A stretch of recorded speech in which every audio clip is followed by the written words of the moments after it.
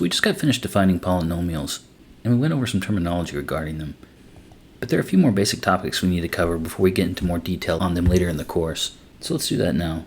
There are two additional main terms that everyone needs to know when discussing polynomials so that everyone's speaking the same language. And those two terms are standard form and degree. So just like with many other things, polynomials can be written in a standard form, and what that means is that they're written in the order of greatest to least exponential value, with a constant always at the end.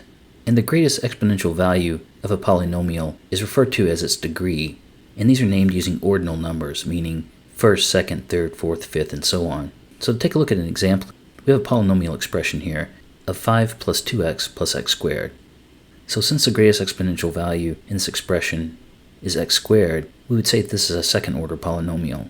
To write that in standard form, you would start with the x squared, because that's the highest exponential value.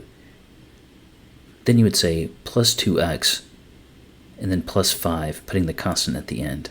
Next, we've written some polynomials here, just as examples. The polynomial expression 7x is a first degree polynomial, or monomial. After that, we have x squared plus 7x plus 10. That's a second degree polynomial, or binomial. And then we have x cubed plus 7x squared plus 10x plus 1. This is a third degree polynomial, or a trinomial. In general practice, when you're dealing with first, second, or third degree polynomials, you'll use the terms monomial, binomial, trinomial. But once you get past the third degree, you'll just stick with the ordinal number set, that is fourth, fifth, sixth, and so on. Now, there's one example we didn't put here.